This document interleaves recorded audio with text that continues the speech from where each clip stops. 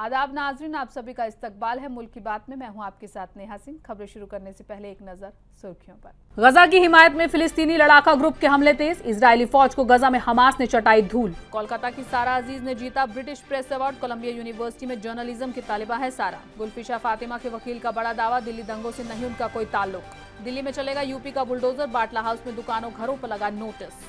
बेंगलुरु में मुस्लिम नौजवानों को तलवार से काटा, मस्जिद सेक्रेटरी की दर्दनाक मौत, इलाके में टेंशन बढ़ी। दूल्हे पाक की शान में नरसिंह आनंद ने की गुस्ताखी, अब महाराष्ट्र में भी यति नरसिंह आनंद के खिलाफ एफआईआर। यूके में उठी गजा में हो रहे जुल्म के खिलाफ आवाज, वकीलों, माहिर तालीम और साबिक जजों ने की अपील।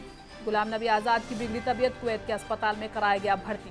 कुवैत में ओवैसी ने पाकिस्तान की खोली पोल, कहा पाकिस्तान को FATF ग्रे लिस्ट में करो शामिल। बांग्लादेश जमाते इस्लामी ने आवाम से मांगी माफी, जमाते इस्लामी ने कहा गलतियों से बलात्तर नहीं। ट्रंप ने विदेशी तलबा के लिए नए वीजा इंटरव्यू पर रोक लगाई, यहूदी मुखालिफ और लेफ्टिस्ट ख्यालों को रोकना है मकसद। एशियाई एथलेटिक्स चैंपियनशिप में इंडिया का शानदार मुजाहिरा, गुलवीर सिंह ने गोल्ड मेडल अपने नाम किया। दिल्ली तशद्दुद में कपिल मिश्रा के खिलाफ जांच में लापरवाही, कोर्ट ने कहा पुलिस बताए अड़चन क्या है। जकार्ता में गूंजी ऑपरेशन सिंदूर की गूंज, दुनिया को दिखाया पाक का असली चेहरा। 1984 सिख मुखालिफ दंगा मुतासरीन को राहत, 125 परिवारों को सीएम रेखा गुप्ता ने दी नौकरी। नाजरीन, हमें ऐसा खदशा है कि सच्ची खबरें दिखाने में हमें जल्द ही चुनौतियों का सामना करना पड़ सकता है और हमारे YouTube चैनल तहजीब टीवी को टर्मिनेट भी किया जा सकता है। इसीलिए आपसे गुजारिश है कि हमारे नए चैनल जिसका नाम है तहजीब टीवी ऑफिशियल, आप उसे अभी सब्सक्राइब कर लें, ताकि अगर हमारा ओरिजिनल चैनल तहजीब टीवी किसी भी वक्त टर्मिनेट हो जाए तो आप आसानी से हमारे बैकअप चैनल से जुड़ सकें। हमारे नए चैनल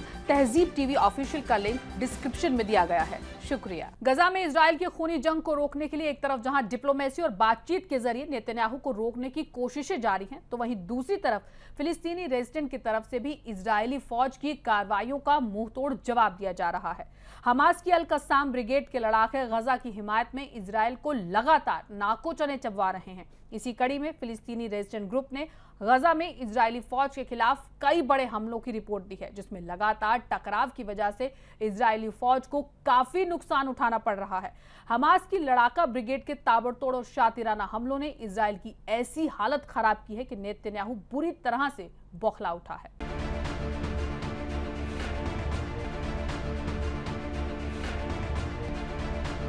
हमास को गजा से खत्म करने के नाम पर इजरायली पीएम नेतन्याहू मजलूम फिलिस्तीनियों पर बेरहमी के साथ जुल्म सितम कर रहा है। गजा में खाने पीने की खुराक की वजह से जो भयंकर बहरान पैदा हुआ है, उससे पूरा गजा भुखमरी की कगार पर आ गया है। ऐसे में पूरी दुनिया, यहाँ तक कि इजराइल के एली अमेरिका, यूरोप की तरफ से भी गजा जंग को रोकने के लिए नेतन्याहू पर दबाव डाल रहे हैं। सीज फायर अमल में लाने के लिए बातचीत का दौर जारी है। इस बीच इजरायली फौज के ऑपरेशन को रोकने के लिए फिलिस्तीनी रेजिडेंट लगातार ताबड़तोड़ हमले कर रहा है। अल मयादीन के मुताबिक हमास की फौजी यूनिट अल कस्साम ब्रिगेड ने पीर को ऐलान किया कि उसके रेजिडेंट फौजियों ने 4 इजरायली फौजियों वाली एक इजरायली यूनिट को कई एंटी पर्सनल प्रोजेक्टाइल से निशाना बनाया और ईस्टर्न गजा शहर के अल शुजाइया पड़ोस में अल मुंतार स्ट्रीट के ईस्ट में रात भर घुसपैठ करने वाली एक इंजीनियरिंग इकाई के खिलाफ बारूद सुरंग में विस्फोट किया। इन तादादों में ब्रिगेडों ने स्टार्ट के जरिए जारी 2 ऑपरेशनों की जिम्मेदारी ली। पहले ऑपरेशन में लड़ाकों ने नॉर्थ गजा के बेत लाहिया में एक घर के अंदर तैनात इजरायली फौज को एंटी पर्सनल प्रोजेक्टाइल से निशाना बनाया। दूसरे ऑपरेशन में ब्रिगेड ने बेत लाहा में 105 अल यासीन प्रोजेक्टाइल से इजरायली टैंकों को निशाना बनाया और उन्हें आग के हवाले कर दिया। अल कस्साम ब्रिगेड ने बीते दिनों पहले किए गए 2 एडिशनल ऑपरेशनों की भी रिपोर्ट दी। पहले हमले में एक इजरायली मार्कवा टैंक को अल यासीन 105 मिसाइल से निशाना बनाया गया। दूसरे हमले में अल शुजाया में ही अल नजाज स्ट्रीट पर ब्रिगेड ने एक घर के अंदर मौजूद इजरायली सेना को एंटी पर्सनल प्रोजेक्टाइल से निशाना बनाया। इस बीच फिलिस्तीनी इस्लामिक जिहाद की फौजी यूनिट अल कुद्स ब्रिगेड ने साउथ गजा में खान यूनिस में इजरायली फौजियों और फौजी गाड़ियों के ग्रुप को निशाना बनाकर भारी मोर्टार गोले दागे। इसके अलावा फिलिस्तीनी मुजाहिदीन मूवमेंट की फौजी यूनिट ने ऐलान किया कि उसके लड़ाकों ने एक इजरायली इवोमैक्स 40 ड्रोन को उस वक्त मार गिराया जब वो अल शुजाइया में मिशन चला रहा था। हमास के लड़ाका ग्रुप के जरिए गजा में जारी इन तमाम जवाबी हमलों में इजरायली फौज को भारी नुकसान उठाना पड़ रहा है। इन्हीं सब नुकसान के चलते इजरायली हुकूमत मुसलसल फौज में मजीद भर्तियां कर रही है, लेकिन हमास के आगे इजराइल लगातार बेबस और लाचार है। यही वजह है कि इजराइल जमीनी लड़ाई में हमास के आगे बुरी तरह से घुटने टेक चुका है।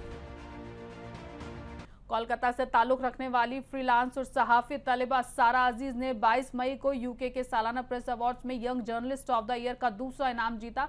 23 साल मुस्लिम लड़की न्यूयॉर्क में कोलंबिया यूनिवर्सिटी के ग्रेजुएट स्कूल ऑफ जर्नलिज्म में मास्टर ऑफ साइंस की तलिबा है। सारा अजीज ने 2023 में अपना सहाफती करियर शुरू किया, जबकि वो अभी भी कोलकाता में अपनी अंडर ग्रेजुएट की डिग्री हासिल कर रही थी।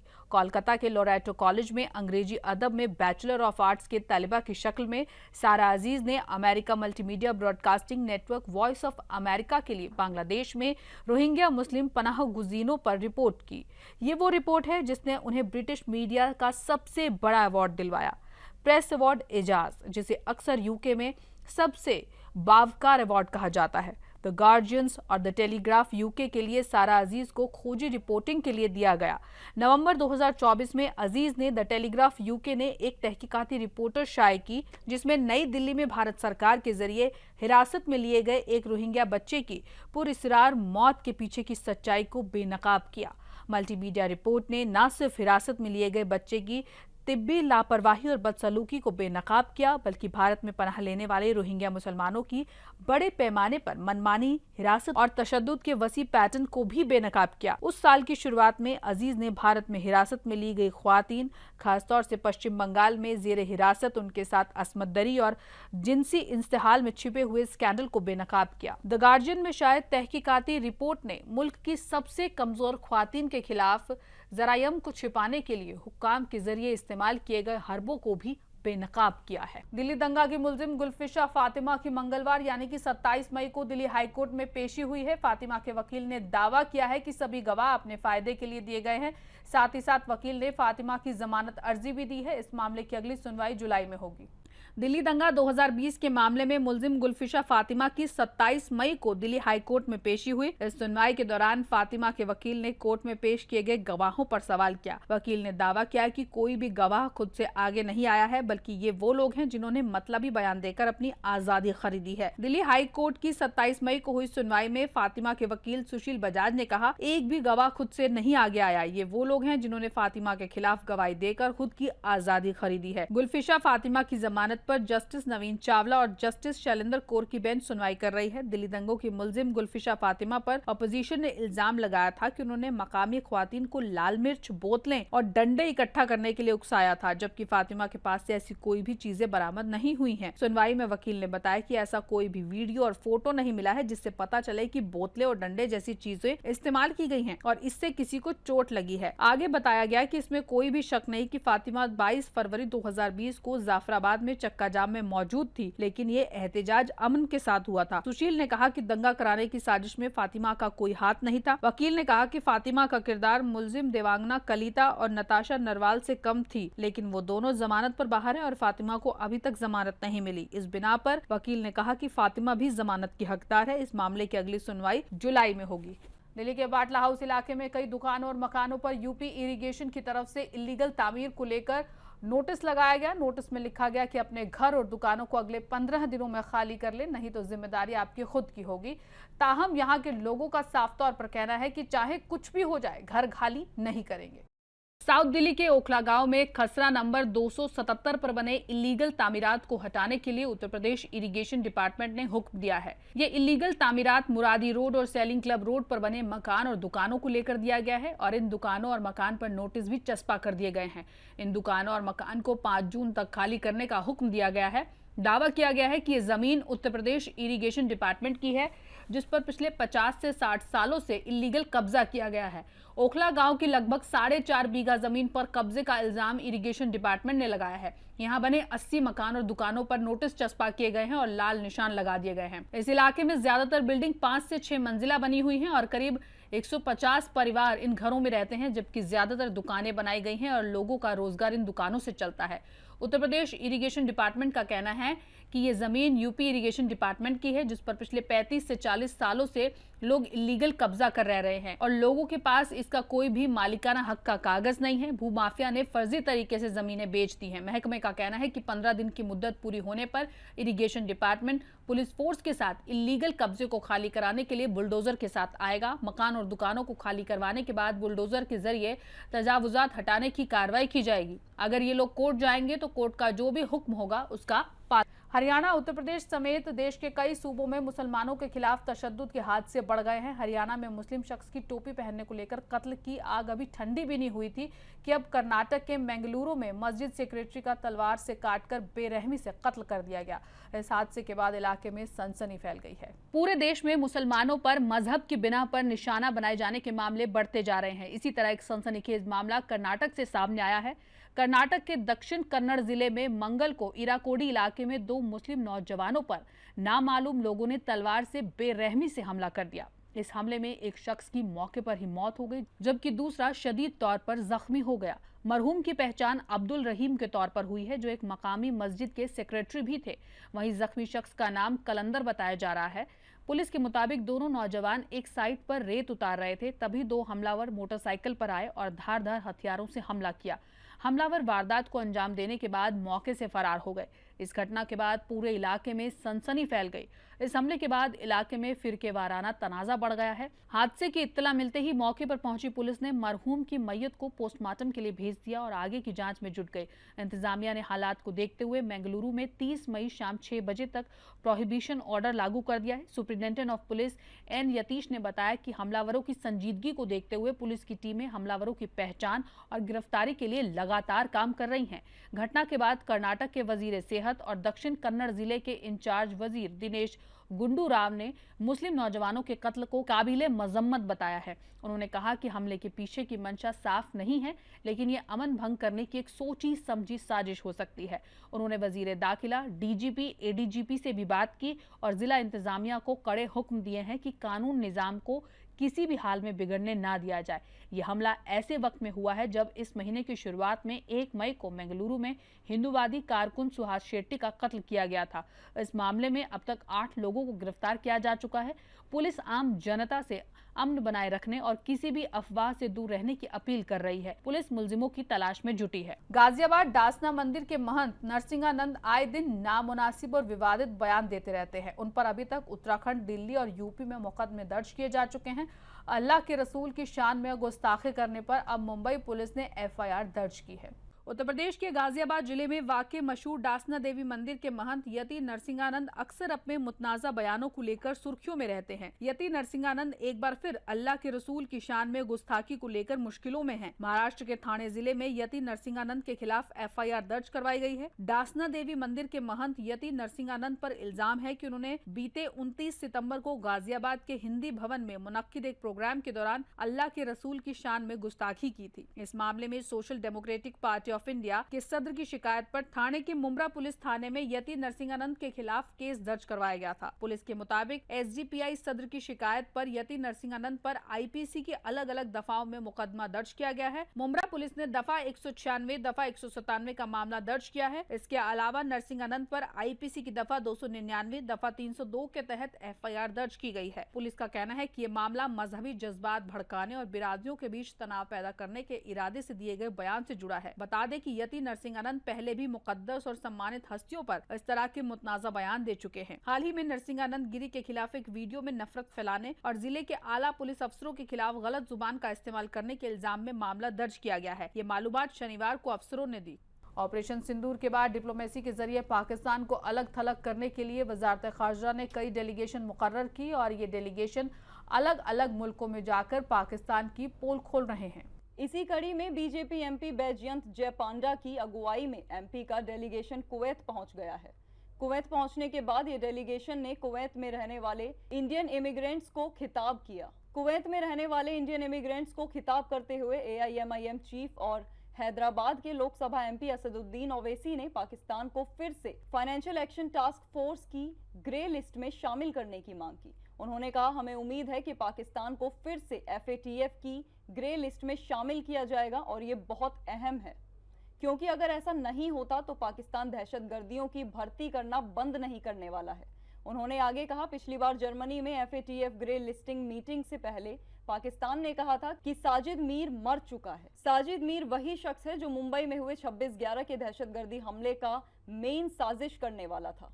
उस वक्त तक पाकिस्तान कहता रहा कि वो मर चुका है, लेकिन जैसे ही FATF की मीटिंग शुरू हुई, पाकिस्तान ने अचानक कहा कि साजिद मीर जिंदा है और हमारी अदालतों ने उसे सजा भी सुनाई है। उन्होंने आईएमएफ के पाकिस्तान के खिलाफ सख्त कार्रवाई करने की अपील की। इसके साथ ही ओवैसी ने कुवैत से भी अपील की कि वो पाकिस्तान को फिर से एफएटीएफ की ग्रे लिस्ट में डालने में भारत की मदद करे। ब्रिटेन में 800 से ज्यादा वकीलों, माहिर तालीम और साबिक जजों ने ब्रिटिश हुकूमत से इजराइल हुकूमत और उनके वुजरा पर पाबंदियां लगाने और गजा में नस्लकुशी को रोकने और सजा देने के लिए सख्त इकदामात करने के लिए कहा है। यूके के पीएम कीर स्टारमर को लिखे खत में कहा गया है कि इजराइल इस वक्त बैनुल अक़वामी क़वानीन की सख्त खिलाफ वर्जियां कर रहा है और आगे भी उससे मजीद खतरात का अंदेशा है। कानूनी माहिरीन का कहना है कि गजा में नस्लकुशी हो रही है या कम से कम नस्लकुशी का संगीन खतरा है। वो ये भी इल्जाम लगाते हैं कि कब्जे वाले फिलिस्तीनी इलाकों में जंगी जराइम, इंसानियत के खिलाफ जराइम और बैनुल अक़वामी इंसानी कानून की संगीन खिलाफ वर्जियां की जा रही हैं।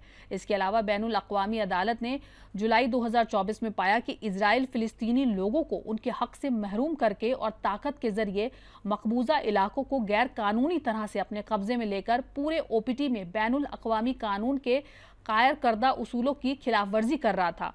उन्होंने स्टारमर से फौरी जवाब देने का मुतालबा किया क्योंकि गजा के फिलिस्तीनी अवाम की तबाही को रोकने के लिए फौरी फैसलाकुन कार्रवाई की जरूरत है। खत में इजराइल के वजीर खजाना बेजालेल स्मोट्रिच के हाल के तबसरों का हवाला दिया गया है, जिन्होंने गजा में सभी इलाकों पर कंट्रोल करने और हमास के तबाह होने तक इलाके को फतह करने, सफाई करने और पकड़ बनाए रखने के इरादे को जाहिर किया। बढ़ते इजराइल मुखालिफ मुजाहिरों के बीच ब्रिटेन ने पिछले हफ्ते इजराइल के साथ एक नए तिजारती मुआहदे पर बातचीत रोक दी। खत में इजराइल की मई 2025 के मंसूबे पर रोशनी डाली गई है, जिसे ऑपरेशन गिदोन चैरिट्स की शक्ल में जाना जाता है, जिस पर 16 मई 2025 अमल दरामद को शुरू हुआ। मुबैना तौर पर इस मंसूबे में गजा पर फतेह और इलाकों पर कब्जे के मकसद से एक बड़ी फौजी मुहिम शामिल है। हिंदुस्तानी एथलीटों ने एशियाई एथलेटिक्स चैंपियनशिप में शानदार शुरुआत की है और पहले ही दिन मेडल का खाता खोल दिया है।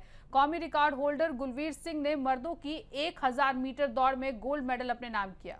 उनसे पहले सरविन सेबेस्टियन ने मर्दों की 20 किलोमीटर वॉक इवेंट में ब्रॉन्ज मेडल जीता। इस तरह भारत ने अपनी मुहिम जीत के साथ शुरू की। एशियाई खेलों के ब्रॉन्ज मेडल विनर 26 साल के गुलवीर ने 28 मिनट 38.63 सेकंड का समय लेकर गोल्ड मेडल जीता। उनका कौमी रिकॉर्ड 27:00.22 सेकंड है, जो उन्होंने इस साल की शुरुआत में बनाया था। जापान के मेबुकी सुजुकी ने सिल्वर, जबकि बहरीन के अल्बर्ट किबीची रॉप ने ब्रॉन्ज मेडल जीता। भारत ने इस कॉम्पिटिशन के लिए 59 मेंबरों का ग्रुप भेजा है। भारत ने पिछली बार इस चैंपियनशिप में 27 मेडल जीते थे। इससे पहले दिन में सरविन सेबेस्टियन ने मर्दों की 20 किलोमीटर वॉक इवेंट में 1 घंटा 21 मिनट और 13.60 सेकंड का समय लेकर ब्रॉन्ज मेडल जीतकर भारत का कंपटीशन में खाता खोला था। इस मौके पर बैंकॉक में एशियाई एथलेटिक्स चैंपियनशिप में भारत के लिए गोल्ड मेडल जीतने वाले खिलाड़ियों को आज बीजेपी एमपी भोला सिंह ने एजाज से नवाजा। इस मौके पर सभी खिलाड़ियों ने पीएम नरेंद्र मोदी का दिल से शुक्रिया अदा करते हुए कहा, ये सब पीएम नरेंद्र मोदी की खेलो इंडिया स्कीम की वजह से हो पाया है।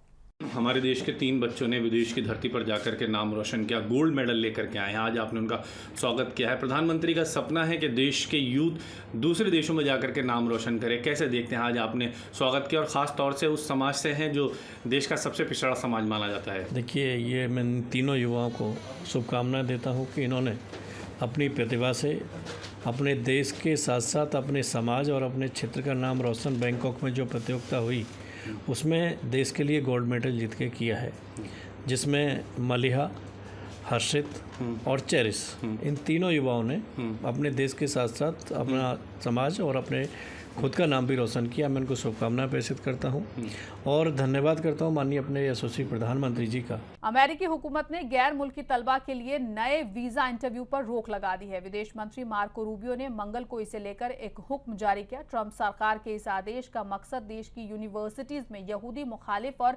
लेफ्टिस्ट ख्यालों को रोकना है। अमेरिका में पढ़ाई की सोच रहे गैर मुल्की तलबा को एक बड़ा झटका लगा है। इसके तहत ट्रंप इंतजामिया ने सभी अमेरिकी एम्बेसीज और कंसुलेट्स को हुक्म दिया है कि वो नए तलबा वीजा इंटरव्यू फिलहाल ना ले। ये कदम इसलिए उठाया गया है क्योंकि इंतजामिया गैर मुल्की तलबा की सोशल मीडिया जांच मैंडेटरी करने पर गौर कर रहा है। मामले में अमेरिका के वजीर खारजा मार्को रूबियो की तरफ से 27 मई को दस्तखत किए गए एक ऑफिशियल खत के मुताबिक फौरी असर से तलबा और एक्सचेंज विजिटर वीजा इंटरव्यू की नई तारीखें तब तक नहीं दी जाएंगी जब तक नई गाइडलाइन जारी नहीं होती। उन्होंने आगे कहा, फौरी असर से काउंसलर सेक्शन आगे के गाइडलाइंस जारी होने तक स्टूडेंट या एक्सचेंज विजिटर्स FM और J वीजा के लिए नए अपॉइंटमेंट की इजाजत। हालांकि पहले से शेड्यूल किए गए इंटरव्यू हो सकते हैं, लेकिन लिस्ट में नए अपॉइंटमेंट नहीं जोड़े जाएं। मीडिया रिपोर्ट्स के मुताबिक इंतजामिया चाहता है कि हर विदेशी तलबा की सोशल मीडिया सरगर्मियों की गहरी जांच की जाए, खासकर उन तलबा की जो इजराइल मुखालिफ एहतजाजों में शामिल रहे हैं। इससे वीजा अमल काफी धीमा हो सकता है और अमेरिकी यूनिवर्सिटी को माली नुकसान भी हो सकता है, क्योंकि वो विदेशी तलबा पर काफी डिपेंड रहती है। बता दें कि कुछ दिन पहले ही ट्रंप इंतजामिया ने हार्वर्ड यूनिवर्सिटी के student and exchange visitor programme की रिकॉग्निशन रद्द कर दी थी। इससे अब हार्वर्ड विदेशी तलबा को एनरोलमेंट नहीं दे सकता और वहां पढ़ रहे विदेशी तलबा को दूसरे कॉलेज में ट्रांसफर करना होगा या अपना कानूनी स्टेटस खो देना होगा। वही रिपोर्ट में यह भी बताया गया है कि ऐसे कई विदेशी तलबा का वीजा रद्द कर दिया गया है, जिन्हें अमेरिका में फिलिस्तीन हिमायती एहतजाजों में भाग लेते पाया गया। कुछ मामलों में तो हुक्म दिए गए हैं कि उन्हें देश से बाहर कर दिया जाए। हुकूमत हिंद की पहल पर ऑपरेशन सिंदूर की कामयाबी और पाकिस्तान की दहशतगर्दी के चेहरे को दुनिया के सामने उजागर करने के लिए भेजे गए वफ्द ने इंडोनेशिया की राजधानी जकार्ता में कदम रखा। इस वफ्द की क़यादत JDU के सीनियर लीडर संजय झा कर रहे हैं। जकार्ता में मौजूद हिंदुस्तानी एम्बेसी ने सोशल मीडिया पर इस वफ्द के आगमन की मालूमात शेयर की।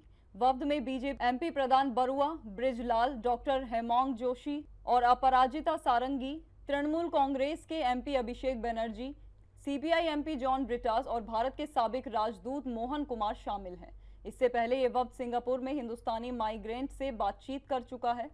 वहां संजय झा ने पाकिस्तान के दहशतगर्दी को लेकर बड़ा बयान देते हुए कहा था कि पाकिस्तान लगातार दहशतगर्दियों को ट्रेनिंग देकर भारत के खिलाफ भेज रहा है। उन्होंने पाकिस्तान को दहशतगर्दी का मरकज बताते हुए कहा कि अब पाकिस्तान की बात भी आतंकवाद के बिना नहीं की जा सकती। JDU सांसद झा ने आगे कहा, अब समय आ गया है कि पाकिस्तान के असली चेहरे को पूरी दुनिया के सामने लाया जाए। इसी मकसद से हम अलग अलग मुल्कों का दौरा कर रहे हैं और भारत के खिलाफ रची जा रही साजिशों की इत्तला दे रहे हैं। बता दें कि भारत के ऑपरेशन सिंदूर की कामयाबी को सबको बताने और पाकिस्तानियों का चेहरा पूरी दुनिया के सामने रखने के लिए 33 मुल्कों में 7 वफ्द भेजे हैं। नाज़रीन, मुल्क की बात में आज के लिए बस इतना ही। मुझे दीजिए इजाजत। आदाब।